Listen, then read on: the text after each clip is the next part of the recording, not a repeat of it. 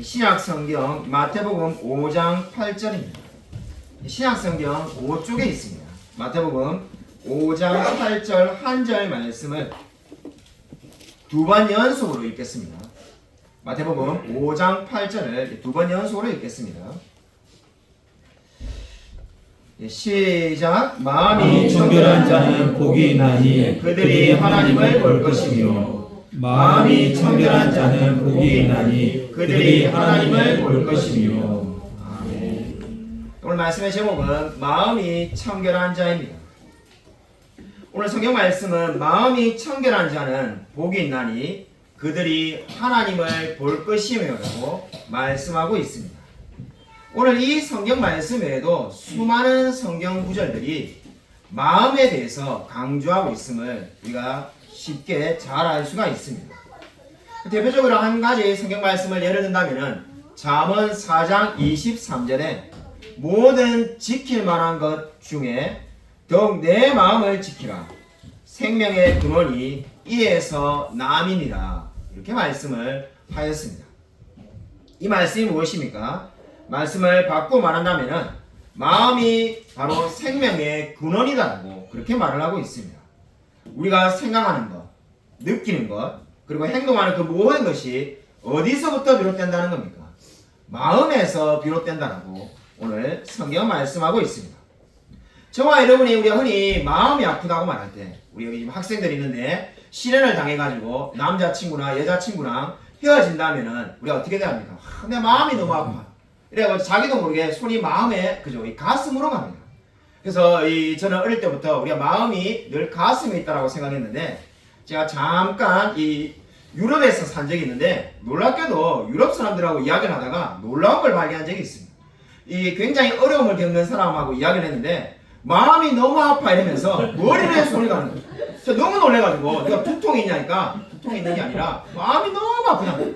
그래서 제가 그때 좀 깜짝 놀래가지고 저는 평생에 마음이 아프다고 말할 때 손이 머리에 갈 거라는 생각은 한 번도 해본 적이 없어요. 자, 그래서 아일랜드에서 살 때 너무나 놀랐는데 유럽에서 물어봤죠. 유럽에 있는 사람들은 마음이 머리에 있다고 생각합니다. 마음이 너무 아프다면서 막 우는 거예요. 그 모습을 보고 정말로 놀랐던 적이 있습니다. 근데 놀라운 것은 우리가 성경을 공부해 보면은 히브리에 그러니까 이스라엘에 유학을 갔다 온 목사님에게 제가 이야기를 들었는데 이스라엘 사람들은 그러니까 성경에 있는 그 히브리 사람들은 마음이 배에 있다라고 믿는다는 거예요. 마음이 배에 있다 해서 마음이 아프다 할 때 배에 손이 간다는 거죠. 그래서 위치가 다 다르다는 것을 제가 그때 알게 됐어요. 우리는 마음이 당연히 가슴에 있는데 마음이 머리에도 있고 어떤 사람들은 배에 있다 생각하죠. 위치는 아마 우리가 사는 지역마다 나라마다 다를 수가 있습니다.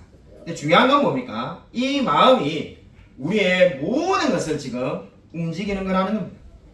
한 사람의 마음이 뭡니까? 그 사람의 인격을 의미하는 겁니다. 그러니까 마음이 어떻게 하는 겁니까? 이 마음이 저와 여러분의 의지에다가 작용을 하고 그 의지가 감정을 낳게 되어 있습니다. 제가 하는 말이 아니라 300년 전에 조나단 에드워즈가 한 말을 제가 그냥 그대로 인용하고 있습니다. 인용이란 표현을 안 했을 뿐이지. 그래서 우리가 마음에 어떤 것을 결심을 해서 오늘부터 내가 성경 필사해야지 이런 마음이 들면 어떻게 됩니까? 그 마음이 의지를 불러일으킵니다. 그리고 그 의지가 어떻습니까? 이제 우리의 감정으로 그래 나는 필사해야 돼. 필사해야 돼. 이렇게 해서 이제 필사를 하게 된다는 겁니다. 그래서 마음이 어떻습니까? 가장 중요하다고 오늘 성경은 말씀하고 있습니다. 근데 성경은 특별히 그냥 마음이 중요하다는 것으로 끝나는 것이 아니라 마음이 청결해야 된다고 말을 하고 있습니다. 그냥 마음은 저와 여러분 마음에 다 있지 않습니까? 비그리스도인들도 마음은 다 가지고 있습니다. 근데 하나님이 원하시는 것이 뭔가? 마음이 청결해지라는 겁니다. 마음을 그저 우리가 화장실 청소하듯이 락스로 청소하는 것도 아니고 이 교회 우리 진공 청소기로 청소하는 것도 아니고 마음이 어떻게 해야 청결해질까요? 여러 사람들이 말을 하는데 이 필립스 번역이라는 게 있습니다. 이 성경에 제가 필립스 번역을 좋아해서 많이 인용을 하는데 필립스 번역을 보면은 이렇게 지금 오늘 말씀을 번역을 해놓았습니다. 철저하게 신실한 자가 복이 있다. 철저하게 신실한 사람, 철저하게 하나님 앞에 신실한 사람이 복이 있다. 이렇게 말을 했습니다. 마음이 청결한 사람은 어떤 사람이라는 겁니까? 신앙이 신실한 사람이 마음이 청결한 사람이라고 필립스 번역은 말을 하고 있습니다. 프레드릭 브루너라는 사람이 있는데 그분은 이렇게 말하였습니다. 오늘 말씀 마음이 청결한 자를 인격의 중심이 오직 하나님만을 향하여 있는 사람이다. 이렇게 말을 하였습니다. 마음이 중심이 하나님을 향하여 있는 사람, 그 사람이 마음이 청결한 사람이라는 겁니다. 종교개혁자 마틴 루터는 오늘 말씀에 대해서 이렇게 말을 하였습니다. 마음이 청결하다는 것은 하나님이 말씀하신 것을 잘 살펴서 그 말씀에 자신의 뜻을 두는 것이다. 이 루트가 이 말씀을 그저 의역을 했는데 아마 이해가 더 쉬울 겁니다. 이 말이. 마음이 청결한다는 게 뭔가? 하나님의 말씀을 꼼꼼히 잘 살펴가지고 그 말씀에 자신의 뜻을 두는 거라는 거죠. 하나님이 살인하지 말라 했으면 나는 살인하지 않는 사람이 되는 거고, 도둑질하지 말라 했으면 나는 도둑질하지 않는 데다 마음을 두는 그 사람이 어떤 사람이라는 겁니까? 마음이 청결한 사람이라고 말을 하고 있습니다. 청결하다는 말의 원어를 보면은 이 동사가 더러움과 제약을 씻었다는 의미를 나타내고 있습니다.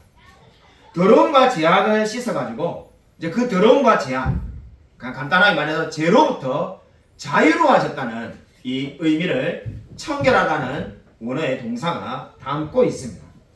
그러다 보니까는 이 존 맥아더라는 우리 시대의 탁월한 목사님으로 잘 알려져 있는데, 미국의 존 맥아더 목사님은 그의 책에서 이 말씀을 이렇게 해석하였습니다. 주님께서 실제로 말씀하시는 것이 뭔가? 이 말씀을 통해서 나는 그 헌신과 동기에서 아무것도 섞이지 않은 마음을 원한다. 청결한 마음에서 나오는 순수한 동기를 원한다라고 해석하였습니다. 그러니까 순수한 동기를 원한다는 거죠. 뭔가를 할 때 나의 유익을 위해서, 내가 이익을 위해서 하는 것이 아니라 정말로 세상의 많은 생각들과 섞이지 않은 순수한 생각을 가지는 것이 마음이 청결한 사람이라고 존 맥아더 목사님은 해석하였습니다. 어느 해석을 지지하든지 간에 정말 다 좋은 이야기입니다. 오늘 이 마음이 청결한 사람 어떠한 사람입니까? 하나님만을 바라보고 늘 신실하게 살며 순수한 마음을 가지고 있는 사람이 정말로 마음이 청결한 자라고 성경은 말씀하고 있습니다. 여기 마음이 청결한 자, 이렇게 여러 가지 우리 이 신앙의 선배들이 번역을 해놨는데, 제가 제일 좋아하는 이 해석은 청교도들이 한 말입니다. 이 청교도들이 입버릇처럼 늘 하는 말이 있는데, No holiness, no happiness. 거룩함이 없이는 그 어떤 행복도 없다. 이것이 바로 마음이 청결한 자를 지금 나타내는 말이라고 말할 수가 있겠습니다. 거룩을 추구하지 않는 사람은 그 어떠한 행복도 있을 수가 없다는 겁니다. 하나님을 만나지 못한 사람은 그 어떠한 행복도 가질 수가 없습니다. 인생에서 제일 중요한 게 결국 뭐라는 겁니까? 하나님을 만나는 거고, 그 하나님을 만난 사람이 마음이 청결한 자라고 청교도들이 말을 한 겁니다. 여러분 오늘 이 말을 꼭 기억하시기 바랍니다. No holiness, no happiness. 거룩함이 없이는 그 어떠한 행복도 없다는 겁니다. 많은 사람들이 행복을 추구합니다. 근데 행복해지기 위해서 우리가 좋은 직장을 갖고 싶은 사람도 있고, 좋은 대학을 나오고, 또 좋은 아내나 남편을 만나고 싶고, 아니 좋은 건강을 가지고 있어야 되겠죠. 또는 좋은 인간관계를 맺어야 되고, 해야 될 것이 많다고 생각할 수 있습니다.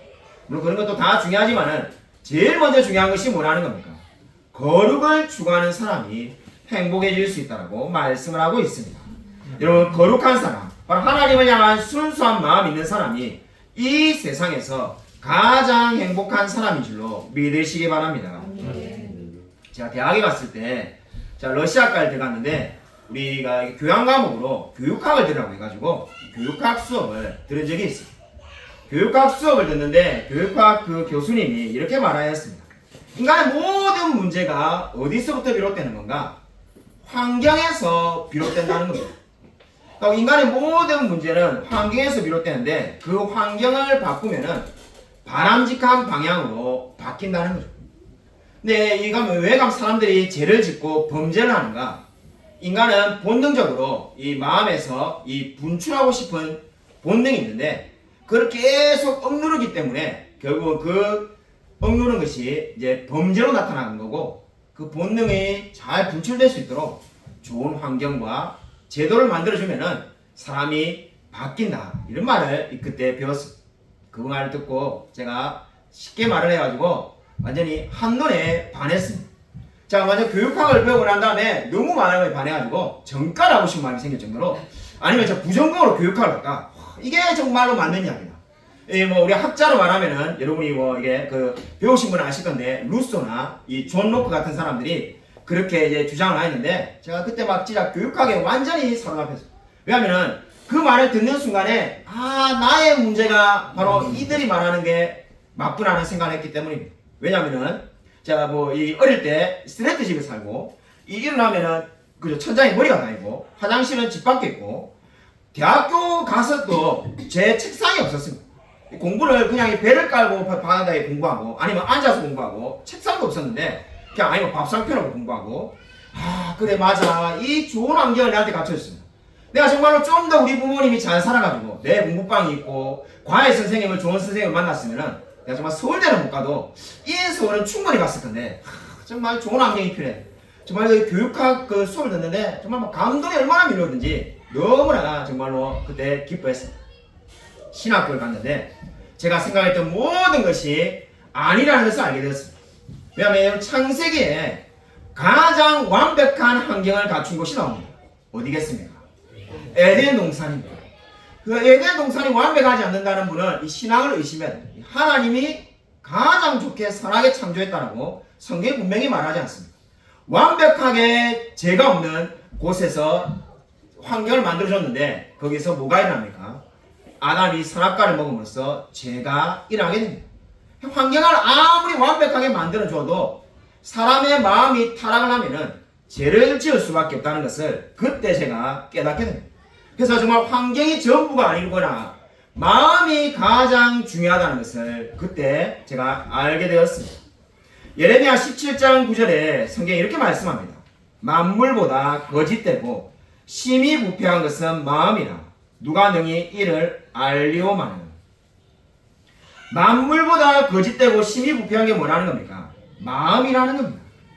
오늘 이 성경 말씀은 저와 여러분에게 무엇을 말합니까? 인간의 모든 문제가 환경에서 비롯되는 것이 아니라는 겁니다. 저와 여러분의 모든 문제는 바로 우리의 마음속에서 비롯된다고 성경은 분명히 말씀하고 있습니다. 그럼 왜 이 사회에 수많은 범죄가 넘쳐나고 있을까요? 바로 저와 여러분의 마음이 죄를 지어서 타락했기 때문입니다. 저와 여러분이 타락했기 때문에 수많은 범죄가 계속해서 일어나는 겁니다. 근데 정말 성경이 어떻게 말하고 있습니까? 누가 능히 이를 알리오마는. 여러분 예레미야 이 지금 말씀을 여러분 주목해 보십시오. 프린트에 다 나와 있습니다. 예레미야 17장 9절에 누가 능히 이를 알리오마는이라고 말하는 이유가 어디 있겠습니까? 무지가 곧 죄라는 겁니다. 나는 알지 못했기 때문에 저 하나님의 말씀을 내가 알지 못했기 때문에 저는 못 믿었습니다. 그렇게 말할 수가 없다는 겁니다. 무지가 곧 죄입니다. 왜냐하면 하나님의 말씀을 수많은 기회를 가지고 들을 수 있는 기회가 있었음에도 듣지 않았던 것이 죄라라고 성경은 분명히 말을 합니다. 어떤 성도님이 사형리를 가지고 복음을 전해주고 또는 교회에 가서 말씀을 듣지 않을 때 본인이 그걸 다 거절한 것이 뭐라는 겁니까? 바로 이 하나님을 알지 못한 죄라고 분명히 성경은 말씀하고 있습니다. 제가 오래전에 이 책을 읽었었는데 제가 책을 읽었을 때 이 엄상익 변호사님이라는 분의 책을 오래전에 읽은 적이 있습니다. 오래전에 읽었는데 그분이 이 감옥에 있는 사람들, 이 재소자들을 돕는 일을 하는 그러한 사람이었습니다. 그러니까 재소자들이 출소를 하면은 그 사람들이 올바른 길로 갈 수 있도록 이 돕는 일을 하는 귀한 일을 하는 분의 책을 읽었는데 그 책에 이런 이야기가 나옵니다. 이 소매치기 전과 시범에 이 할아버지 이야기가 나옵니다. 이 소매치기 전과 시범인데 감옥에서 산 세월이 얼만큼인가? 23년이었다는 겁니다. 근데 그 사람을 어떻게 하면 이 변호사님이 사람을 만들려고 노력을 한 거죠. 그래가지고 이게 직장도 알아봐주고 이제 다시는 그 소매치기 하지 말고 이 옛날에 그저 이 편안하게 이제 세상에 살으라고 했는데 또 죄를 지어가지고 또 구치소에서 또 만나게 된 겁니다. 그래서 이 변호사님이 그분에게 도대체 왜 그렇게 했냐라고 이렇게 말하니까 그분이 울면서 자기가 분명히 안 하려고 했는데 자기도 모르게 손이 이미 상대방의 주머니에 들어가가지고 소매치기를 하더라고요. 그래서 이 손가락을 잘라버리기 전에는, 손을 자르기 전에는 자기가 이 버릇을 절대로 고칠 수 없다라고 나이가 60이 넘은 사람이 울면서 이야기했다는 거죠. 자, 그 글을 읽고 제가 깨달았습니다. 그때 정말 많은 생각을 했는데 사람의 마음이 변화되기가 정말로 이렇게 어렵구나라는 생각을 해본 적이 있습니다. 사람이 정말 그 소매치기를 해서 인생에 23년을 감옥에 있었는데도 소매치기를 스스로 끊을 수가 없었습니다. 그럼 저와 여러분이 어떻게 마음이 정결한 자가 될 수 있을까요? 만약에 정말 이 자리에 아직까지 하나님을 믿지 않는 자가 있다면 어떻게 해야지 우리가 하나님을 믿고 마음이 정결한 사람이 될 수 있을까요? 스스로는 할 수가 없습니다. 시편 51편 10절에 다윗이 이렇게 말하였습니다. 같이 한번 읽겠습니다. 프린트문을 참고해 주십시오. 프린트문에 시편 51편 10절입니다. 같이 한 목소리 한번 읽겠습니다. 네, 시작. 하나님이여 내 속에 정한 마음을 창조하시고 내 안에 정직한 영을 새롭게 하소서. 그럼 시편 51편 10절은 하나님이여 내 속에 정한 마음을 창조하시고 내 안에 정직한 영을 새롭게 하소서. 이렇게 지금 다윗이 기도하고 있습니다.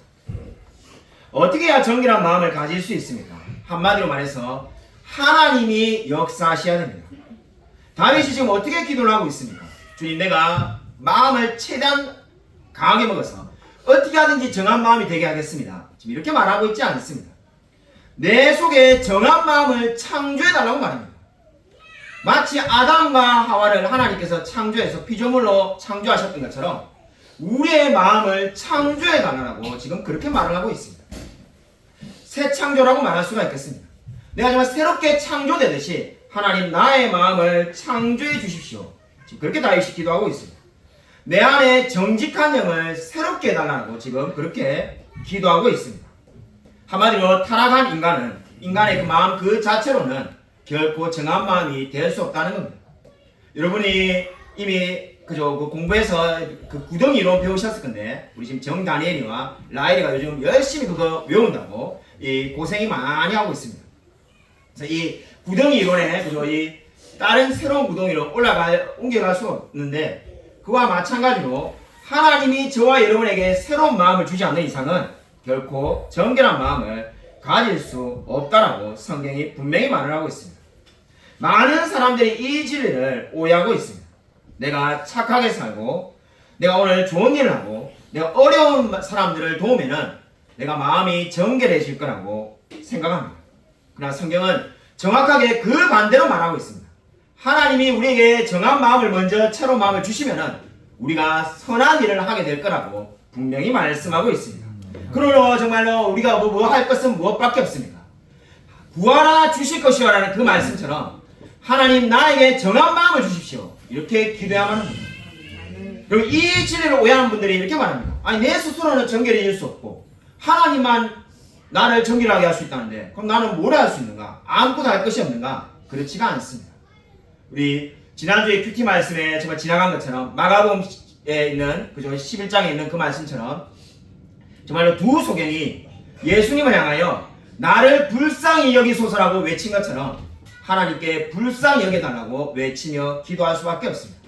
내 속에는 선한 것이 아무것도 없기 때문에 하나님 나에게 선한 마음을 달라고 기도하며 나아가야만 합니다. 여러분 그래서 구약 성경에 솔로몬도 이렇게 말하였습니다. 잠언 23장 7절에 우리 23장 7절 프린트문에 있습니다. 같이 한번 읽겠습니다. 네, 시작. 대저 그 마음의 생각이 없다면 그 위도 그러하다.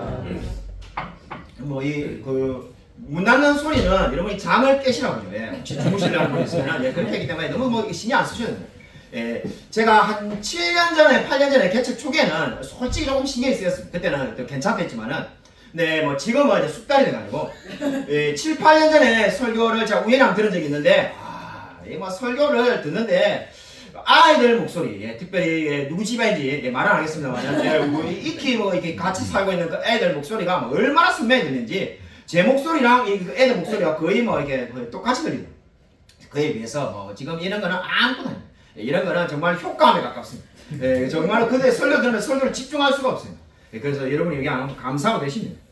잠언 23장 7절에 대저 그 마음의 생각이 없다면 그 위인도 그러하다 이렇게 말씀하였습니다. 이 말이 무엇을 의미합니까? 한마디로 모든 것이 마음에서 비롯된다는 겁니다. 저와 여러분이 우리가 어떤 생각을 간혹 합니까? 내가 올해 행동을 좀 바꿔야지. 내가 정말 이렇게 다혈질인데, 내가 정말 이렇게 부르륵 하는 거 없애줘야 되겠다. 아니면 내가 좀 이렇게 뒤끝이 있는 성격인데, 그런 거 달라져야 되겠다. 우리가 그렇게 생각할 때 제일 먼저 우리가 점검해야 될 것이 뭐라는 겁니까? 마음을 지키는 것이다라고 성경은 말씀하고 있습니다. 다시 말하지만은 우리의 생각이 악하면 악한 행동을 하게 되어 있습니다. 우리의 생각이 선하면은 선한 행동을 하게 된다라고 성경은 분명히 말을 하고 있습니다. 2주 전에 기도원에 갔다 왔습니다. 기도원에 갈 때 우리 아내랑 우리 둘째 딸을 여기 아내가 태워줘가지고 둘째 딸과 같이 우리 그 필그림 하우스에 가서 제가 금식기도를 하고 왔는데 그래도 그까지 태워줬으니까 뭐 이게 시간이 그래도 없지만은 그 철로역전 코스를 한번 보고 가야 안 되겠냐 이래가지고 제가 같이 돌자 해가지고 사실 막 설명할 시간 없고 30개 되는 코스를 이렇게 빠르게 돌았습니다. 이게 빠르게 도는데 이 마지막에 뭐가 있습니까? 우리 철로역전 공부하신 분들은 다 알 건데 마지막에 이 무지가 나오죠. 이 무지가 그저 카톨릭 교회를 상징하는 무지가 등장합니다. 무지 동상이 있는데 제가 한번 여러 번 봤으니까 멸리수도 보면 아는데 동상 가까이 가면은 편말이 있습니다. 근데 이 예림이가 그걸 딱 보더만은 저 아빠가 자주 이야기하던 사람이다. 이렇게 말하는 게 무지다 이래 말하면서 아빠가 자주 말하던 무지다 이래 말해가지고 제가 깜짝 놀랐습니다.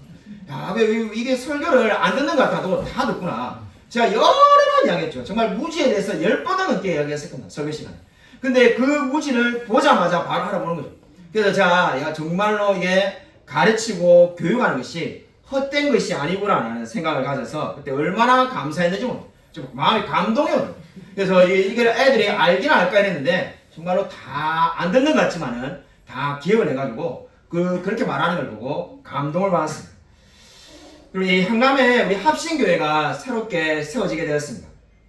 지금까지는 우리 교회랑 이 상신제자교회, 상신리에 있는 2개의 교회밖에 없는데 새로운 교회가 저 바란에 새로 생기게 되었습니다. 교회 이름이 바란 주사랑 교회입니다.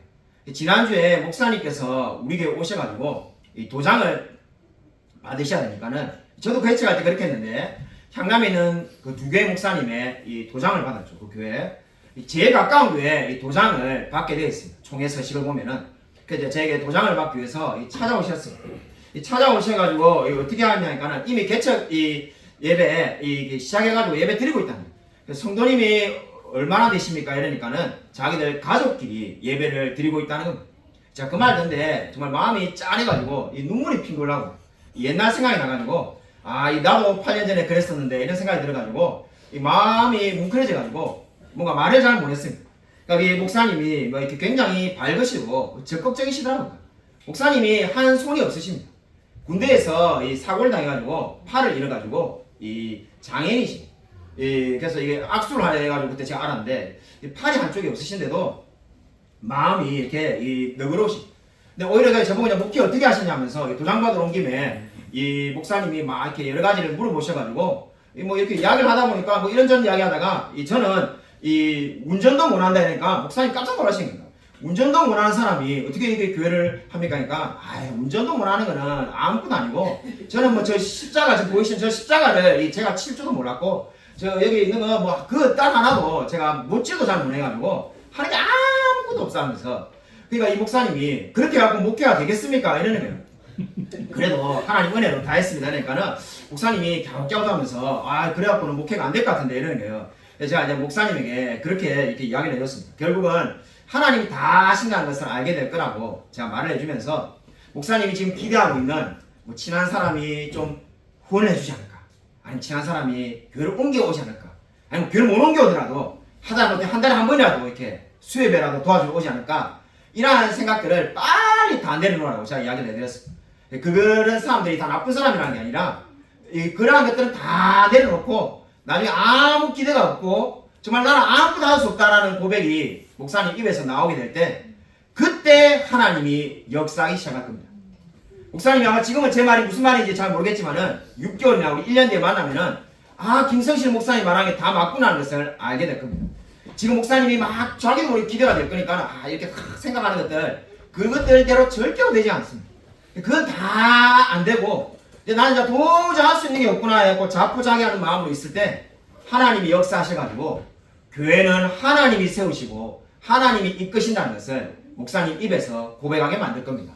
제가 이렇게 말하니까 목사님이 이렇게 알겠습니다 하면서 이렇게 이야기했는데 정말 여러분 기회가 주어질 때마다 기도하시기 바랍니다. 우리 중직자분들하고 의논해서 정말 제 마음 같아서는 정말 그 바란 주사랑교회 혼내주고 싶은 마음이 생기는데 정말로 이 귀한 교회가 또 세워졌습니다. 이 뭐 사람이 없건 하나님이 세우셨고 하나님이 역사하셨습니다. 그래서 여러분이 생각날 때마다 그 바란 주사랑교회도 부흥할 수 있도록 여러분 정말 기도해 주시기 바랍니다. 여러분 마음이 청결한 자가 받을 복에 대해서 정말 우리가 오늘 성경은 그들이 하나님을 볼 것이며 라고 말씀하고 있습니다. 아마 우리 가운데 나는 하나님을 본 적이 없는데 그러면 나는 마음이 청결한 자가 아닌가 뭐 이렇게 생각할 수도 있습니다. 나 평생에 하나님 본 적 한 번도 없는데 마음이 청결한 자는 하나님을 본다라고 성경이 분명히 말하고 있는데 이걸 어떻게 이해해야 되는가? 여러분 출애굽기 33장 20절 말씀을 우리 같이 한번 읽겠습니다. 시작. 내가 내 얼굴을 보지 못하리니 나를 보고 살 자가 없음이니라. 성경에 분명히 내 얼굴을 보지 못한다라고 하나님께서 모세에게 말씀하셨습니다. 그러면 하나님을 볼 수 있는 사람은 아무도 없습니다. 모세도 하나님의 후광을 보았을 뿐입니다.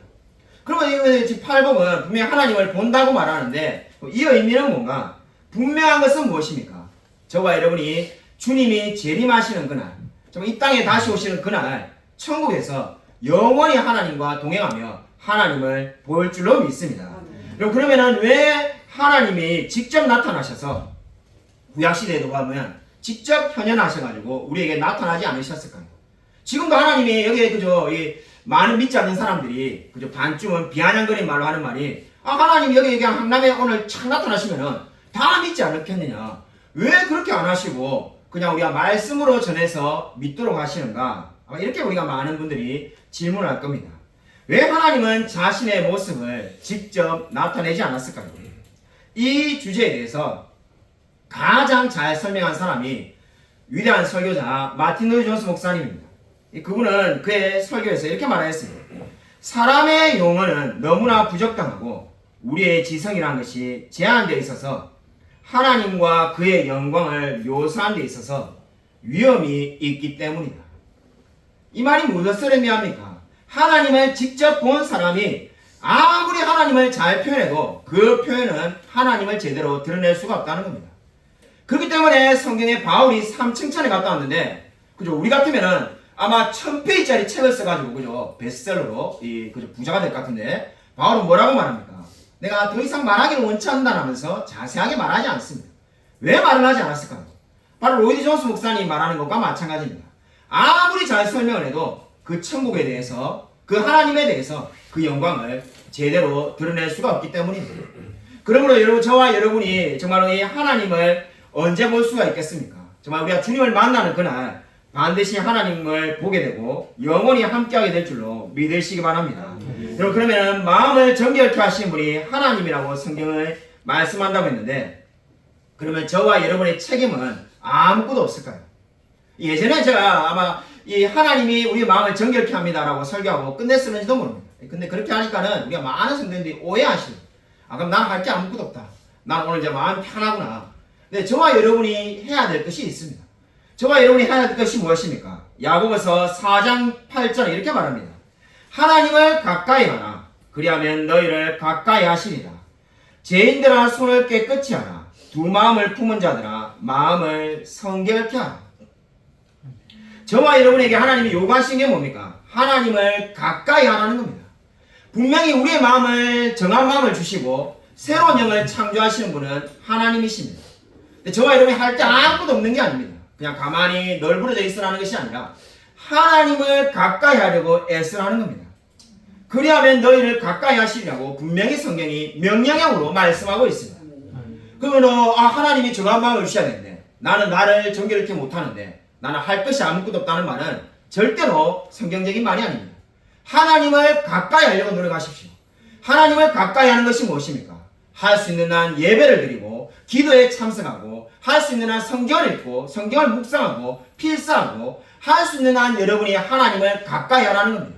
그렇게 할 때 마음이 정결해지고 여러분이 정말로 하나님을 보게 될 줄로 믿으시기 바랍니다. 여러분 바로 이것이 바로 무엇입니까? 바로 하나님이 저와 여러분에게 요구하는 바입니다. 여러분 지난주에 우리 성경 말씀을 우리 지금 마가복음 묵상이 새벽기도의 큐티 말씀이었습니다. 마가복음 14장을 우리가 큐티하였는데 제가 이 두 가지를 크게 은혜를 받고 깨달았습니다. 새벽기도 때는 제가 10분밖에 설교하지 않기 때문에 우리 새벽기도가 전체 시간이 15분 이내에 끝납니다. 그래서 10분밖에 안 돼서 그 두 가지 중에 근데 둘 다 설교를 하고 싶은데 어느 걸 할까 고민하다가 가만히 그 두 가지 깨닫는 걸 보니까는 한 가지가 마음이 청결한 자하고 이 주제가 맞아서 하나만 그 새벽기도 때 설교를 하고 새벽기도 오신 분이 계신데 들어서 기억이 날 겁니다. 그때 그 한 가지를 이야기하고 또 한 가지는 오늘 주일날 말씀을 드려야 되겠다 해서 주일날 이제 말씀을 드리고자 합니다. 마가복음 14장에 보면은 배단위가 나오는데 여러분 그 병행구절에 요한복음 11장 1절에 이 병행구절이 있습니다. 우리가 한번 같이 한번 읽겠습니다. 우리 요한복음 11장 1절 자 프린트본에 다 적어 놓았으니까요. 우리 같이 한 목소리 읽겠습니다. 네, 시작. 어떤 병자가 있으니 이는 마리아와 그 자매 마르다의 마을 베다니에 사는 나사로라. 이 성경 말씀 보시면은 어떤 병자가 있는데 이는 마리아와 그 자매 마르다의 마을 베다니에 사는 나사로라고 말씀하고 있습니다. 우리가 주목해 봐야 될 것이 당연히 베다니에 사는 사람 중에 가장 유력하고 힘있고 능력 있는 사람이 마리아와 마르다가 아니었음이 너무나 분명합니다. 아마 그 당시에 힘있고 재력 있는 사람들은 자기의 마을이라고 생각하지 않았겠습니까?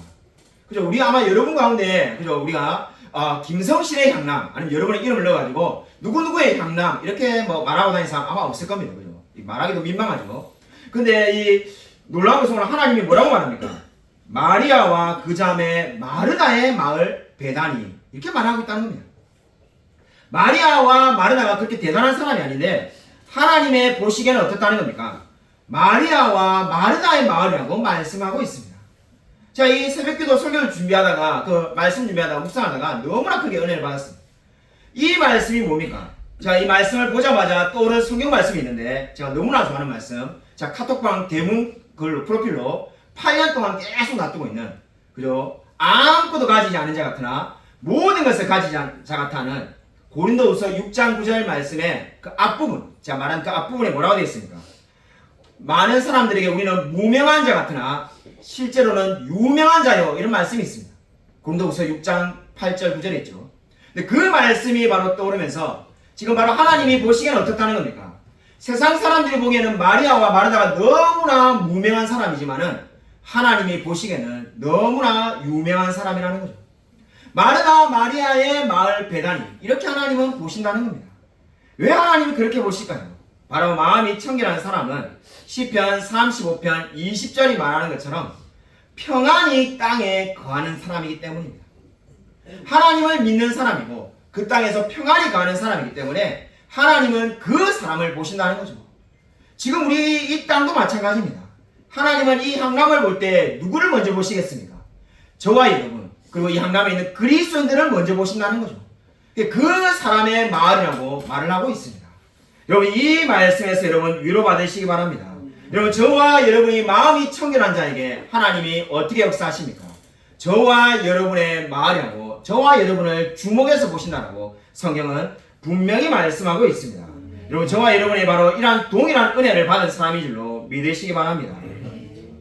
제가 아일랜드에 살 때 이 북아일랜드로 이 벨파스트에 여행을 간 적이 있습니다. 뭐 여행이라기보다도 차 타고 몇 시간밖에 걸리지 않는데 어쨌든 이 가서 이 아일랜드의 그 북아일랜드 벨파스트에 있는 이 서점에 기독교 서점에 가가지고 제가 그 당시에 관심을 가지고 있었던 마틴 로이드 존스 목사님과 동시대에 아일랜드에 살았던 이 W.P. 니콜슨이라는 분의 책을 구입하려고 그 사람이 위대한 설교자면서 알고 그 분의 책을 찾으려니까 영어도 잘 모르니까 어디 있는지 못 찾잖아. 한글이 아니니까.